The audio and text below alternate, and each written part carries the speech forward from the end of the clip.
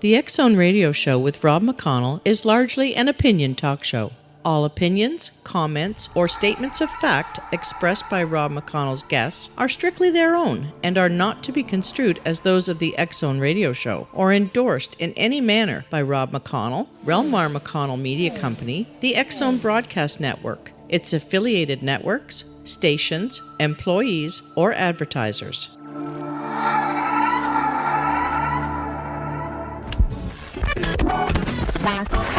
All Hit Radio.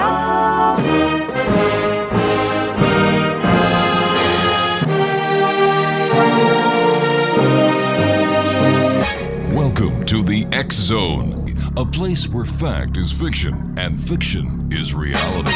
Now, here's your host, Rob McConnell. And welcome back, everyone. My name is Rob McConnell. This is the X-Zone on the Talkstar Radio Network. Our toll-free number is 1-877-528-8255. That's toll-free throughout the U.S., Canada, Alaska, and Hawaii. Email xzone@talkstarradio.com. On MSN Messenger, talkstarradio@hotmail.com. And our two websites, www.xzoneradio.com and www.xzonetv.com, where you can watch us and listen to us live Monday through Friday from our studios in Hamilton, Ontario, Canada. In this hour, it's you and me.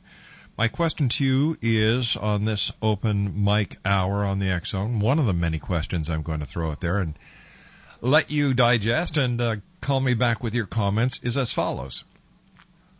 It was all the rave within the UFO community just a couple of weeks ago when members of the UFO community claimed that a private meeting had been held at the United Nations concerning the landing of extraterrestrials. Some say in the year 2013, other reports say the year 2017. Now this, many claimed, was to be the smoking gun that ufology had been waiting for. Okay? Now, however, not unlike the alleged crash at Roswell, the Phoenix Lights, the UFO over O'Hare Airport, and most recently, the Walmart-sized UFO over Stevensville, Texas, this story too fizzled out. This story was brought forward to the internet by Dr. Michael Scala of Exopolitics. Robert Morningstar got involved. These two UFO researchers from New York were allegedly involved. And then Gilles Laurent from France was supposed to be part of this big story. It's fizzled out. You could read about it on one or two, maybe, of the smaller UFO online magazines. Something's got to keep their people reading, I guess. But it's fizzled. It had more holes in the story than a piece of Swiss cheese in Billy Meyer's fridge in Switzerland. It made no sense. There was no authentication of the sources. There was no authentication made through the United Nations. In fact, the United Nations, in another report, flatly denied it ever happening. So why do people do this? Why do people come up with these stories and just put them on the internet where they don't have to be verified, they don't require any authentication, and then they get ticked off when mainstream media doesn't run with them? It's very simple. Mainstream media has been burned by many UFO investigators and UFO groups over the years that, I'm sorry, they're not taken seriously anymore. All these wild concoctions, these stories of crashed UFOs, these stories of dead aliens all over the place, underground bases, underground tunnels, backward engineering, faces on Mars, the moon being a hollow satellite filled with aliens, an 9-mile-wide UFO hovering over New York City, the Mothman, and the list goes on and on and on. And that's not including cryptozoology, where we go to the chupacabra or the goat sucker, or Bigfoot. In this day and age where everyone has a digital camera, how come nobody has taken that all-conclusive proof photo? It's very simple. It doesn't exist. Well, let me rephrase that. No one has taken the picture to prove that it does exist. Maybe it does exist. Maybe it doesn't. Lines are open. I want to hear from you, Exo Nation, at 1-877-528-8255. Toll free throughout the U.S., Canada, Alaska, and Hawaii at 1-877-528-8255. I'll be back after this 2-minute commercial break talking more about why people come up with these UFO stories, ghost stories, Bigfoot stories, if they have no proof. And why is society so eager to believe them? I'll be back in 2 minutes as the X-Zone continues, live and around the world from the Talkstar Radio Network, from our studios in Hamilton, Ontario, Canada. Don't go.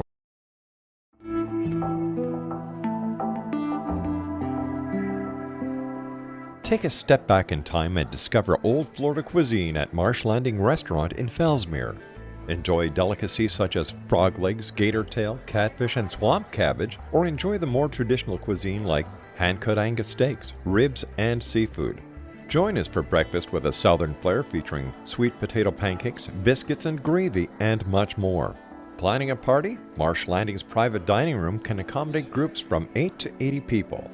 While you're visiting, enjoy the historic pictures, artifacts, and stories that line the walls. Marsh Landing is truly a unique experience. Marsh Landing Restaurant, 44 North Broadway in historic Fellsmere, or visit marshlandingrestaurant.com. Marsh Landing, old Florida cuisine at its best.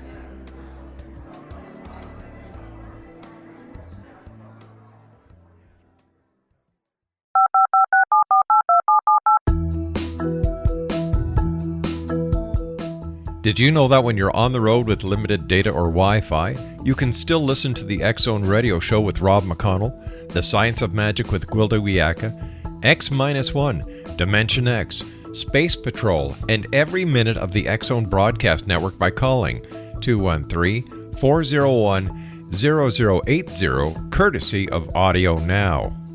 No smartphone, app, or internet needed. It saves your data plan and it's free if you have unlimited minutes.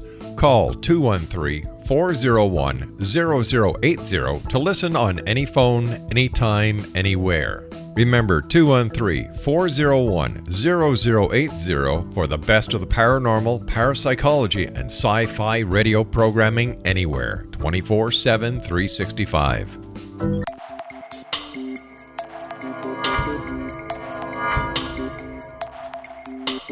Are you interested in the paranormal, ghosts, UFOs, or psychic phenomenon?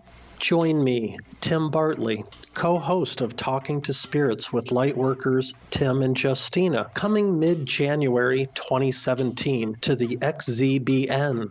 We will channel spirits live and talk to them, revealing all kinds of amazing information. Spiritual attachments will be found and removed on the show, and so much more.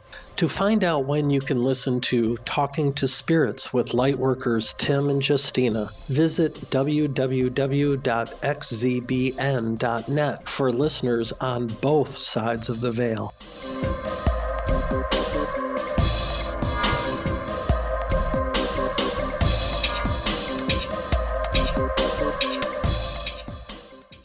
Welcome back, X-Zone Nation.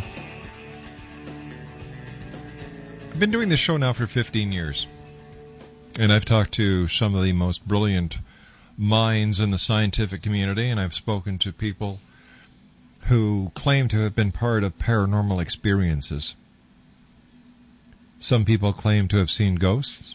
Some people claim to have seen UFOs. Some people claim to have seen lake monsters. But no matter what the claim, there always is missing one important element: proof. Now, I'm not saying that everything in life needs proof. Santa Claus, for example, the Tooth Fairy, the Easter Bunny, the Sandman. These were all little myths and legends that we all have grown up with. Harmless. You know, we talk about leprechauns on St. Patrick's Day, Cupid, Valentine's Day, the Easter Bunny at Easter, Santa Claus at Christmas, witches and goblins on Halloween. And these are all part of our life, our youth. But when it comes to UFOs, there's something strange here. You've got people who want to believe in something so badly that they will take, without verification, the word of one person, two people, three people, a group of people who may not have seen anything at all. Most of the UFO reports that are seen are conjectures, third-hand information. Someone knows someone who saw something. What this does, in my opinion, is keeps those who have had real experiences, I mean real experiences, in the closet. These people who have nothing better to do with their time and who make it a business publishing these articles on the internet, publishing these articles in different forms, misrepresenting the true believers because they have a definite plan. Their plan is to become an expert or a guru in a field that is so open to charlatans. It's not funny. So many people get conned, get taken in, put so much faith in the words of so few. Whatever happened to all the alleged proof at Roswell? Well, geez, gosh, the U.S. government has it in a base, in a hangar. It's been suppressed because there's a conspiracy. I believe the conspiracy is being committed by the people who claim the government is committing the conspiracy. After all, the people who are yelling conspiracy are usually selling books, DVDs, making public appearances and getting paid for it, being paid to be on television. So why would they want the truth to be known that the government isn't hiding any information? They don't have anything. Why don't they have anything? Well, there's two possibilities. Number one, there is nothing. Or number two, they don't know about it. It's that simple. Phoenix Lights. Well, you've got a movie that's out about the Phoenix Lights. It's now the 11th anniversary of the Phoenix Lights. And still people are saying, shh, it's a government conspiracy. This UFO was so wide. And then you've got this member of the Air National Guard, I believe it's the Maryland National Guard, who says, hello, there were no UFOs in that area. That was us, the National Guard. We had deployed flares. There was no UFO. And of course people are saying, oh yeah, sure, this is the way the government is covering up. They don't want us to know about the big UFO. Once again, two possibilities. It's either the man who was flying the jet who was in charge of the other members of the National Guard who deployed these flares are lying, or there is a conspiracy. Then let's look at the Chicago O'Hare UFO sighting. 12 people saw it. That's it, 12 people. It made national headlines. It made national news. Only 12 people saw this UFO over the nation's busiest airport, O'Hare Airport, near one of the largest cities in the United States, Chicago. At a time when everyone is concerned about a terrorist attack. With all the cameras that are at this airport, with all the people in the airport, with all the sophisticated radar equipment, not only civilian but military, how come only 12 people saw this alleged UFO hovering over Chicago O'Hare Airport? With all these people at the airport, how come no one took a photograph? Oh, wait a minute, there were only 12 people that saw this UFO. None of the aircraft landing, none of the aircraft taking off, none of the aircraft on a holding pattern, not one person, not one passenger in this big, massive airport that I have been in before took a picture or even saw this UFO except the 12 people who work for this one specific airline. Once again, this story fizzled out. And then we have the latest one to add to the sightings that fizzled. We have the sighting of an alleged UFO the size of a Walmart. Some people even put it to 1.5 miles in diameter.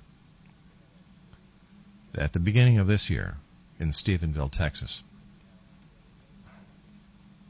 Many believe that it has something to do with President Bush's ranch being so close to the sighting area.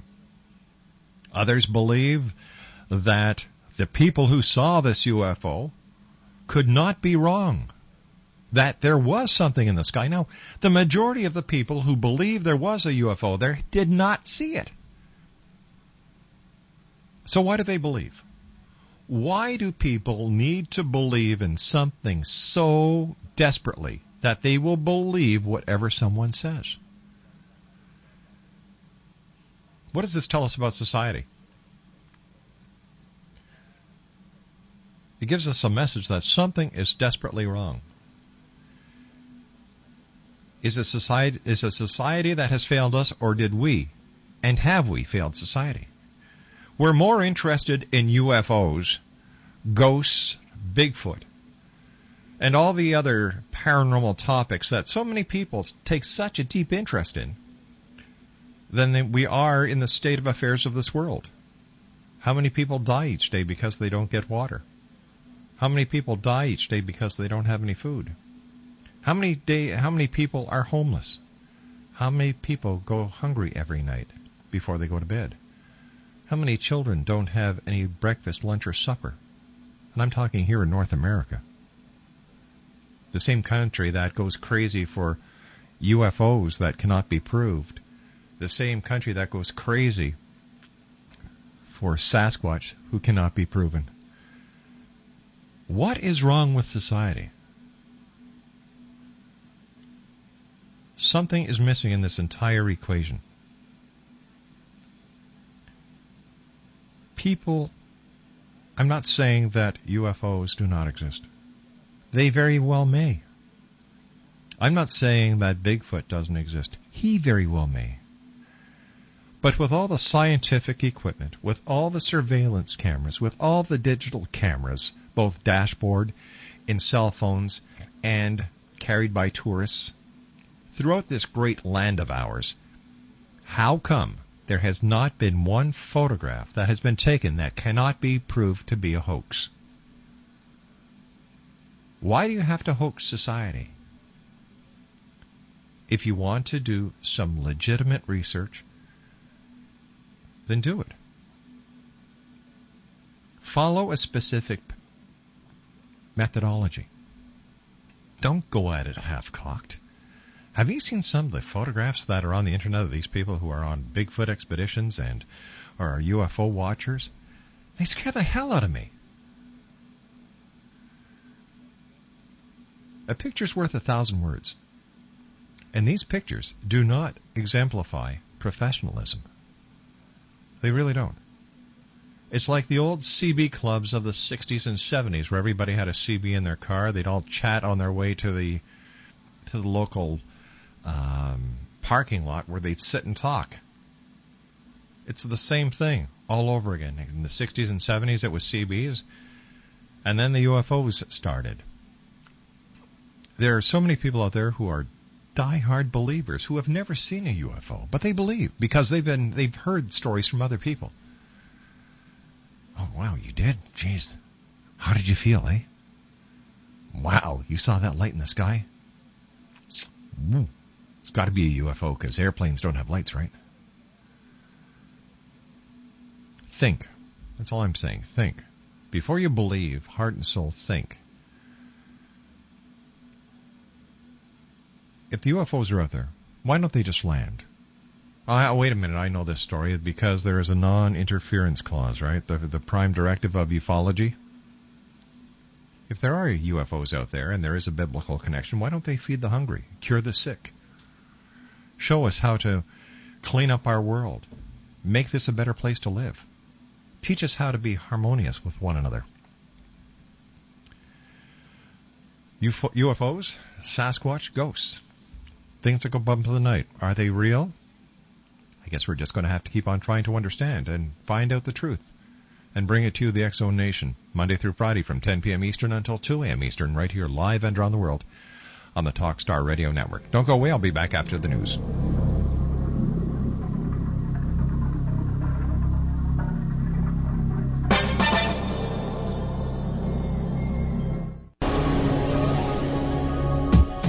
This is the X Zone Broadcast Network, broadcasting worldwide on broadcast affiliates and satellite program providers, including CNN Broadcast Network, Sirius Satellite Network, Star Media, Good News Radio Network, Angel Broadcast Network, Wiki Broadcast Network, and WPBN TV. For more information on the X Zone Broadcast Network, visit us at www.xzbn.net.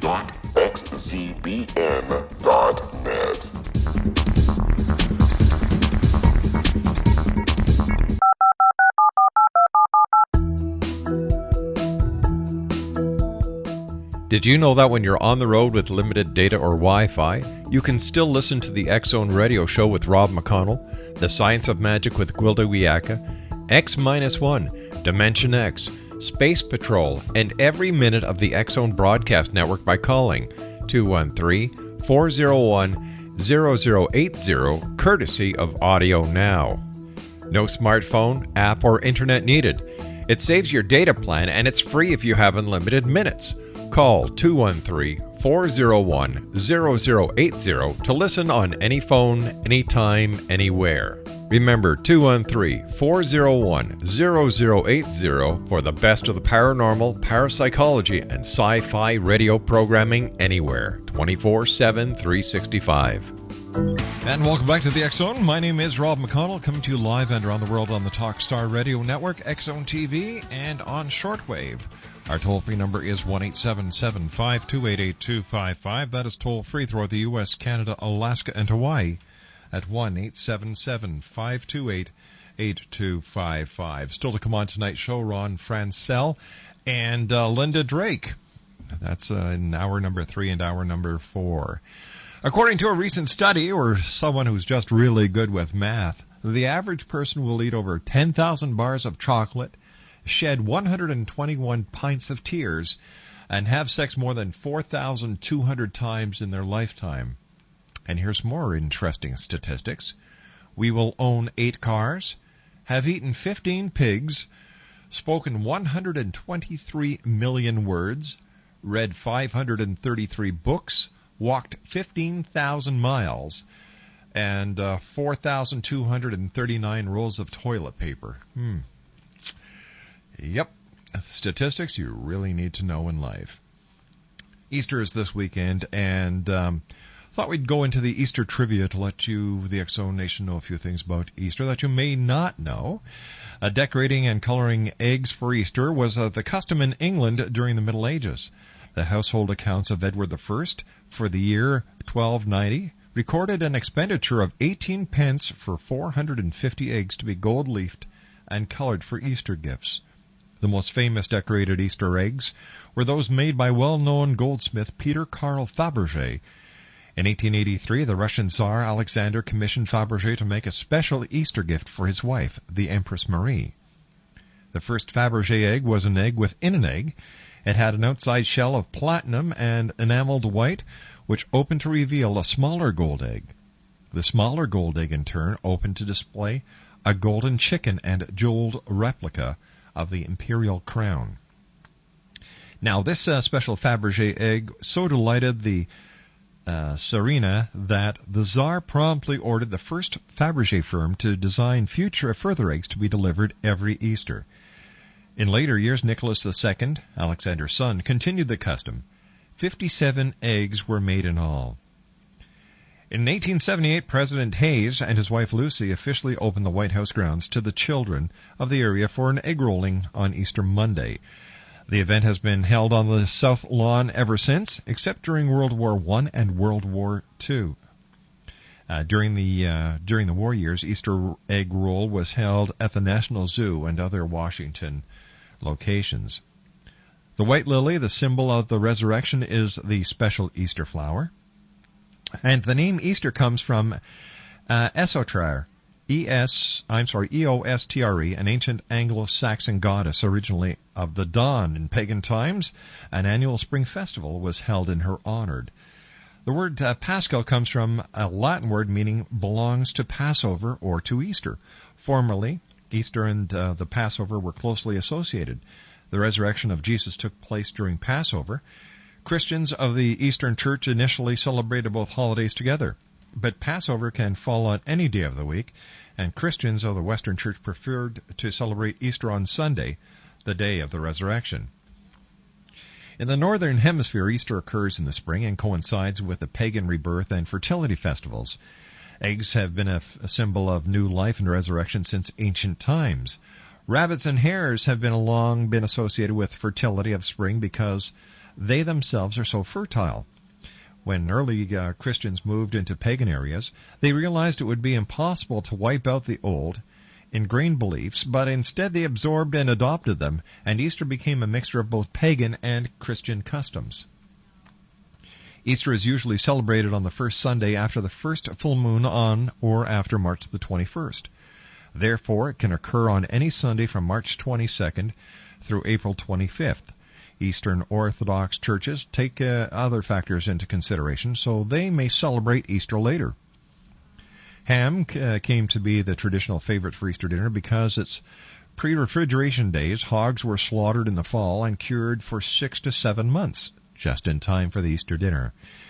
In the Greek Orthodox culture, Easter eggs are traditionally painted red. The largest Easter egg ever made was constructed in Vergeville, Alberta. It weighed 5,000 pounds and was 25.7 feet long. The Easter lily, or Bermuda lily, was first brought to the United States in 1919 by a World War I soldier named Lewis Houghton, who bought the bulbs to Oregon and gave them to friends and family. Creating Easter baskets arose from the Catholic custom of bringing Easter dinner food to Mass to be blessed. This custom may also be related to ancient customs of bringing first crops to the temple. Eggs have been a symbol of rebirth in many cultures. The exchange of eggs is a custom that long precedes and predates Easter. Today, 10 growers, mostly located in the California-Oregon border in an area known as Easter Lily Capital of the World, produce 95% of all bulbs grown in the world for potted Easter lily market. They produce over 11 million bulbs annually for shipping to commercial greenhouses. And despite a sales window of only 2 weeks, Easter lilies are the fourth largest crop in wholesale value in the U.S. potted plant market, and this is according to the U.S. Department of Agriculture.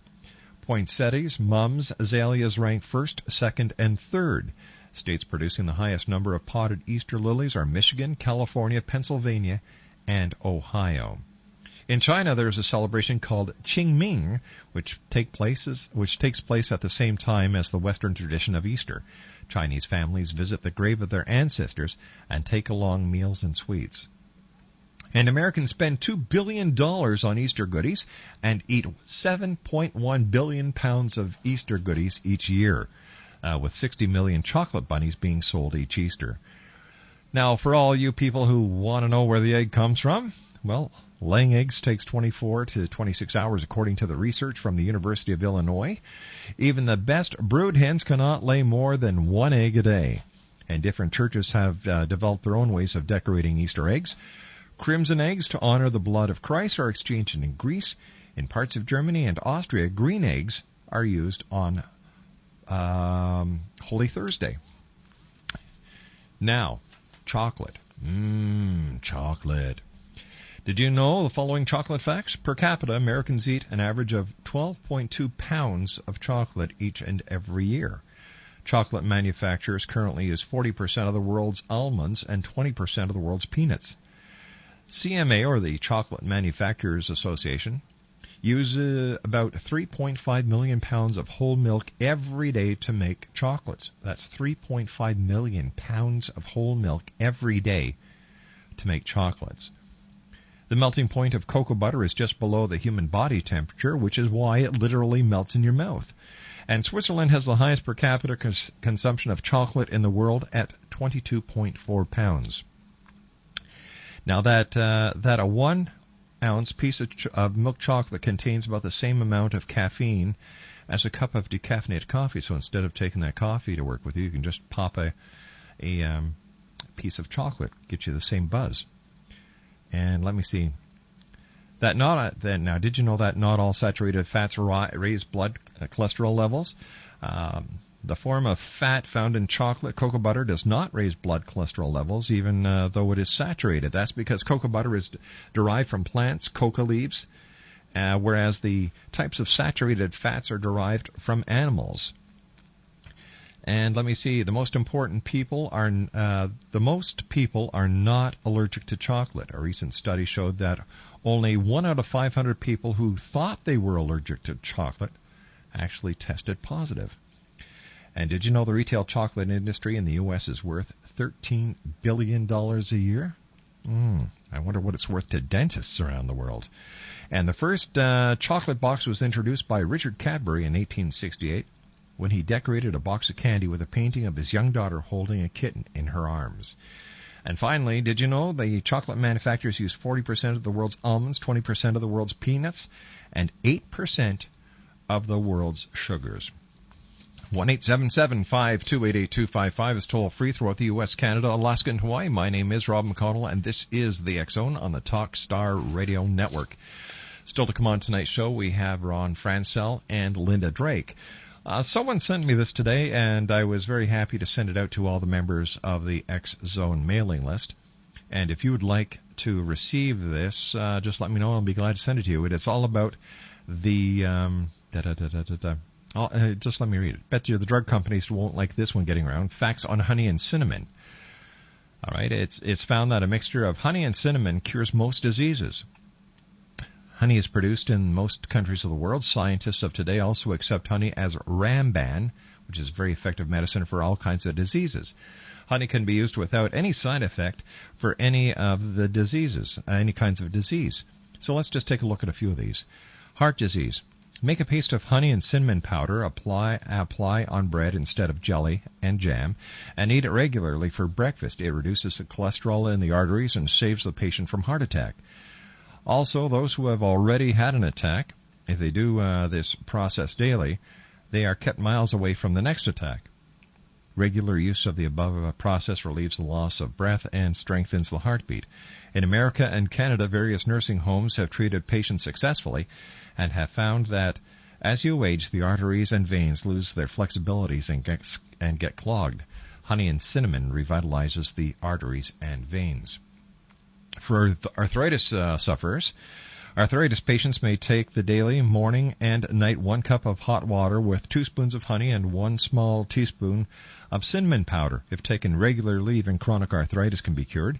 In recent research conducted at the Copenhagen University, it was found that when doctors treated their patients with a mixture of 1 tablespoon honey and half teaspoon cinnamon powder before breakfast, they found that within a week, out of the 200 people so treated, practically 73 patients were totally relieved of pain, and within a month, mostly all the patients who could not walk or move around because of arthritis were walking without pain. For bladder infections, take 2 tablespoons of cinnamon powder and 1 teaspoon of honey in a glass of lukewarm water and drink it. It destroys the germs in the bladder. For a toothache, make a paste of 1 teaspoon of cinnamon powder and 5 teaspoons of honey and apply to the aching teeth. This may be applied 3 times a day until the tooth stops aching. Let me see what else do we have here. That's fast. All right, colds. Those suffering from common or severe colds should take 1 tablespoon lukewarm honey with 1/4 spoon cinnamon powder for daily for 3 days. This process will cure most chronic cough, cold, and clear the sinuses. For an upset stomach, honey taken with the cinnamon powder cures stomach ache and also clears stomach ulcers from the root. And finally, influenza. A scientist in Spain has proved that honey contains a natural ingredient which kills the influenza germs and saves the patient from the flu. And I'm told I've got time for one more. Let's go to pimples.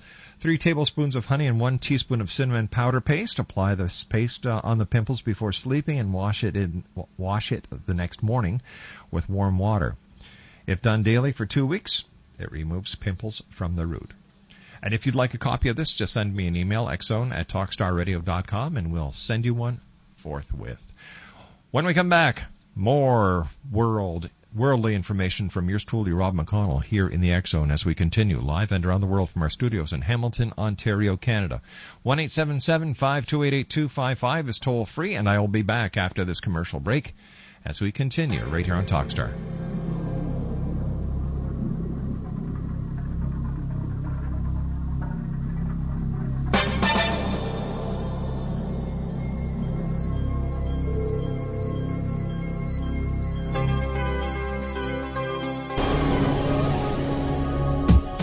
This is the X Zone Broadcast Network, broadcasting worldwide on broadcast affiliates and satellite program providers, including CNN Broadcast Network, Sirius Satellite Network, Star Media, Good News Radio Network, Angel Broadcast Network, Wiki Broadcast Network, and WPBN TV. For more information on the X Zone Broadcast Network, visit us at www.xzbn.net.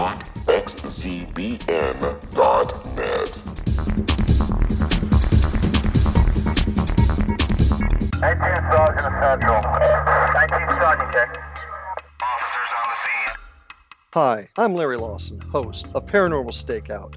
With over 36 years in law enforcement, I have learned a few things. The most important is the proper gathering and preservation of evidence is vital to putting the bad guy behind bars. It's no different in the world of paranormal investigation. Whether it's the search for the afterlife, cryptozoology, UFOs, and extraterrestrials, how we gather the evidence, preserve that evidence, and present it to a jury of our peers will make the ultimate difference in proving the existence of worlds and entities that are beyond our imagination. Join me, Larry Lawson, every week on Paranormal Stakeout when, along with my guests, we'll take a journey to prove with indisputable evidence what man has struggled to believe for centuries. Go to xzbn.net for the broadcast schedule and check me out at paranormalstakeout.com.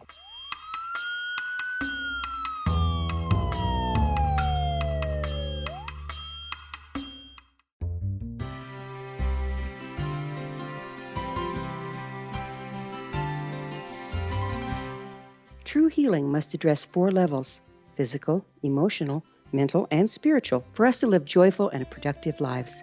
We tend to treat 3 of the 4, leaving the spiritual languishing. If you're tired of the same dysfunctional patterns cropping up in your life, Soul Balancing is for you. Trixie Phelps, owner and founder of Soul Balancing, is a naturally gifted energy healer trained in numerous esoteric forms, including shamanism. Trixie has created a powerful modality that safely and effectively clears your energetic field. A soul balancing session can remove interference, heal trauma, and restore your hope. Contact Trixie for a life-changing long-distance session today, www.soulbalancing.world.